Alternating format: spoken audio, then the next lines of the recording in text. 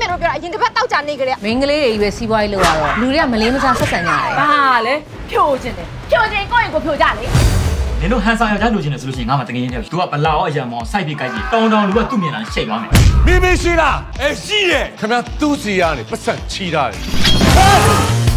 ရင်းအောင်မင်းတရားကြီးဟာရိုးတရားကိုဘာလို့တိမ်ပိုက်ထဲတာလဲဆိုတာခင်ဗျာသိလားအလောင်းမင်းတရား မင်းကြတော့ငါ့ကိုအသားတွေပဲရွေးစားပြီးတော့ကောင်မလေး၃ယောက်ကိုအယိုးတွေပဲစုပ်ခိုင်းတာမတနာဘူးလား ကျမတို့ကသာသူ့ကိုဝဝလင်လင်စားစေချင်လို့ငတ်ခံပြီးတော့ကြွေးတာရှင်းလက်ပါဆိုင်လို့လေ ဒီလေးမလေးမိမနိုင်တဲ့အဆောင်ရရတို့ပြန်ရှိလားလို့ အစီရင်မခက်ဘူးကိုမိမရဲ့လက်တမွေးခုနဲ့ကြောင်းနှုတ်ပြလိုက်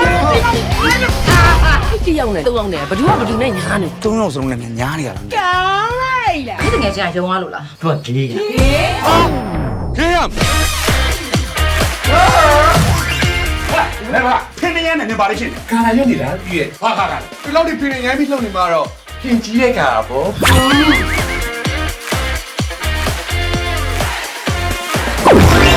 ပြပါလေလို့လို့ပဲလေကွာညုတ်ကြီးဒါကြီးနဲ့ဆိုတော့ပေလေးပဲပြန်အောင်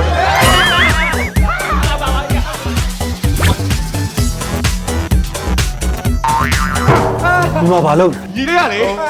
မလေးအောင်လိုက်တာလေအခုမှချက်ချင်းရုံညီလေးရလေးပါလုံနေမောင်မမာရုံနဲ့တာ6ရှင်နဲ့ဟာလားသူတောင်းလေခမတောင်းမရဲ့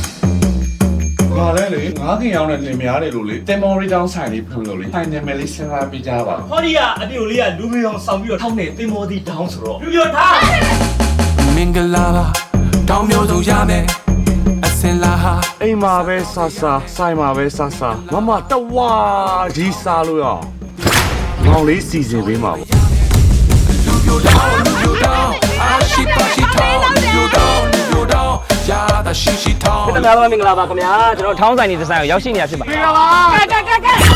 ငါဖလို့လားမင်းတို့ဖလို့လားကြက်ထိုင်မယ်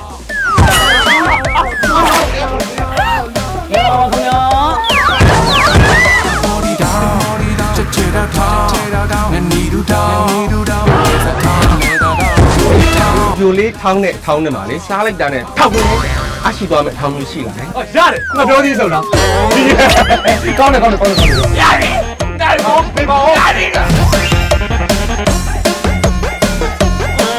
ဘယ်နဲ့နောက်တော့ဆိုတော့ဆက်တာပါဦးလေ